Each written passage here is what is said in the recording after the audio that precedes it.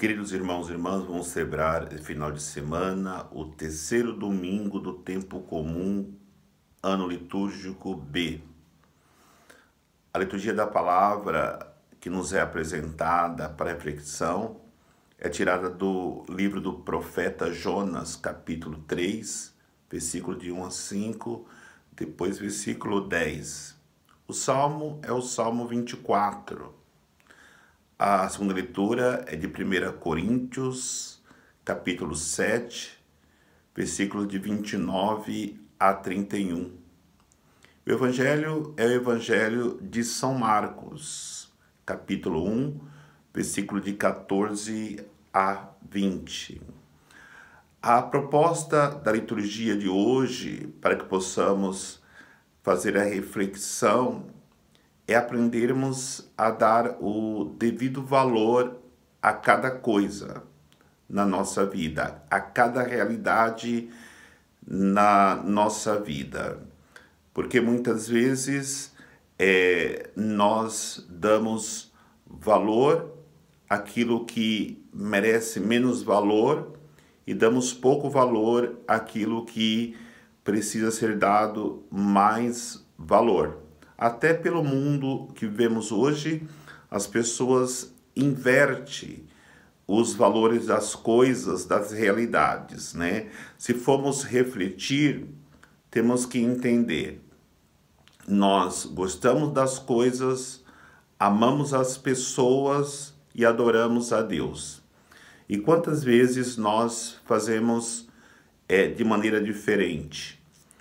Amamos as coisas e gostamos das pessoas, e muitas vezes gostamos de Deus, adoramos as pessoas ou as coisas.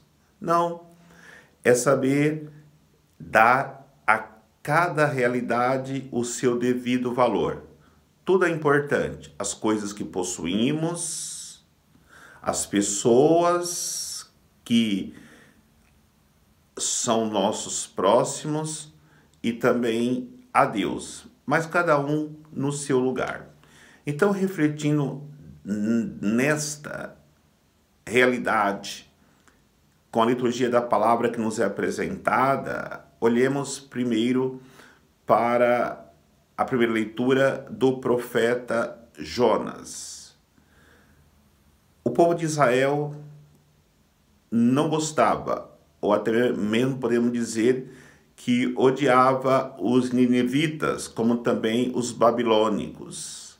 Mas, diante desse sentimento de repúdia aos ninivitas, Jonas é mandado para Nínive para pregar para o povo, e ele vai para o outro lado para não obedecer a Deus.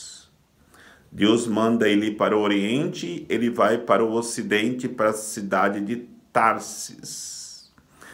Isso mostra o tamanho da misericórdia de Deus, que perdoa aqueles que é voltado para o mal, enquanto nós temos dificuldades de perdoar as pessoas que nos machucaram e nos ofenderam.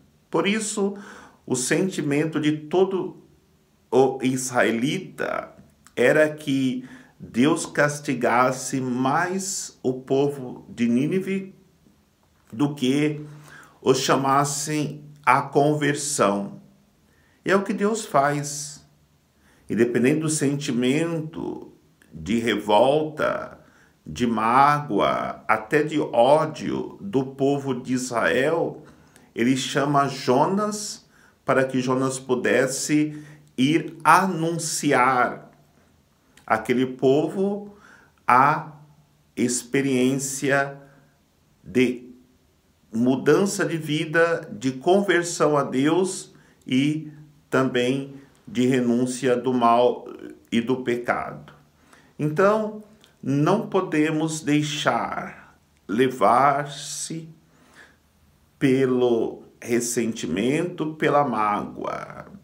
E diante desta realidade que nos apresenta a liturgia, é importante nós olharmos para a realidade do nosso passado, daqueles que nos machucaram, e não deixarmos que a ferida causada no passado nos impossibilitem de continuarmos a nossa caminhada para frente e vivermos revoltados com aqueles que nos machucaram e por isso desobedecermos a Deus, que nos chama a fazermos a experiência do perdão, da misericórdia. Porque senão caímos naquela realidade que Jesus disse, né? Que os últimos serão os primeiros e os primeiros serão os últimos. Por quê?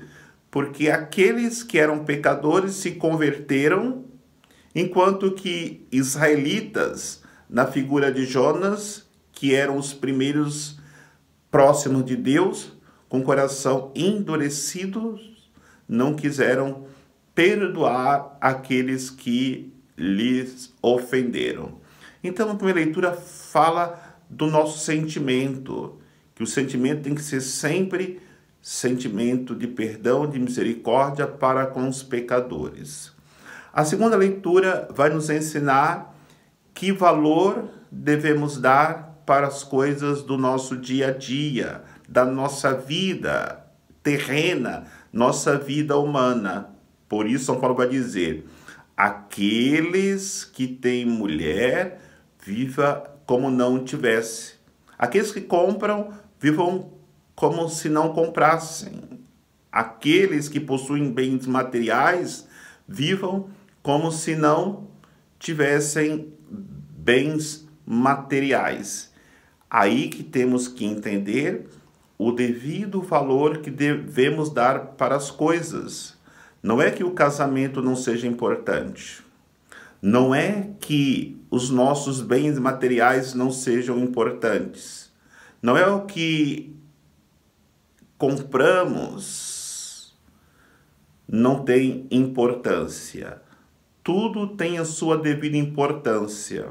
O que nós não podemos fazer é colocar estas realidades acima de Deus.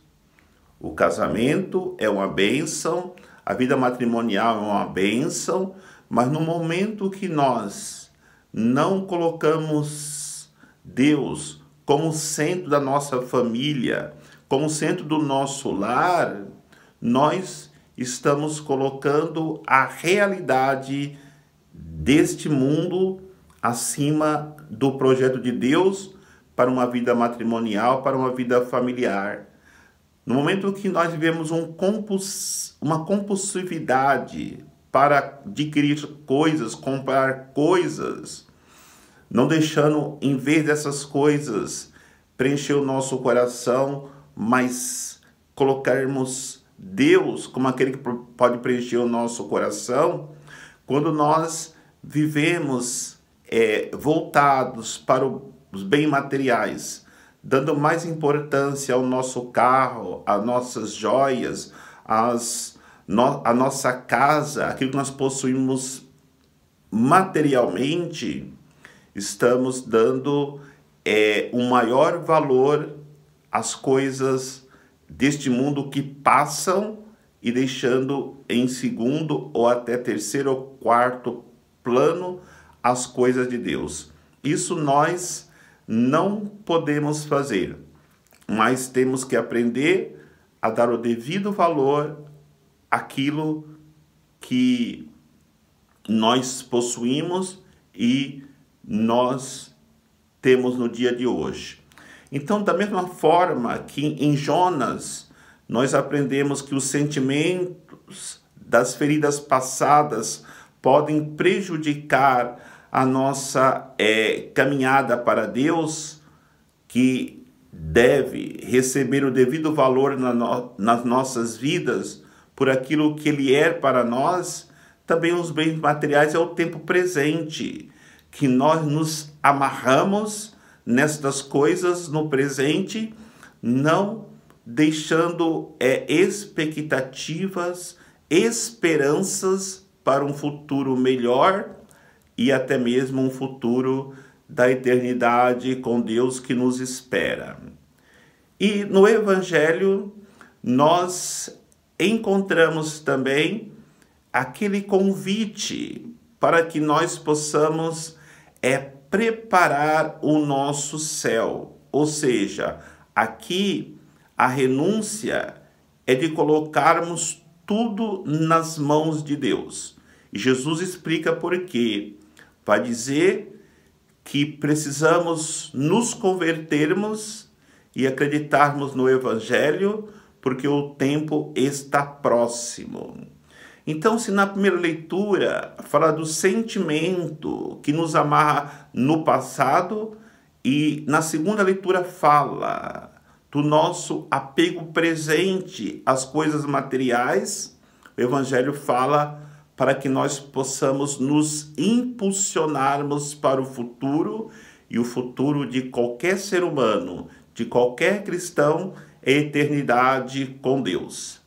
Mas não tem como nós caminharmos para a eternidade com Deus se não aprendermos a vencermos as feridas do passado, a vencermos o apego às coisas deste mundo e nos impulsionarmos para ouvirmos a voz de Deus e segui-lo com o coração todo voltado para a sua misericórdia, para o seu amor, para o seu chamado que ressoa em nossos corações.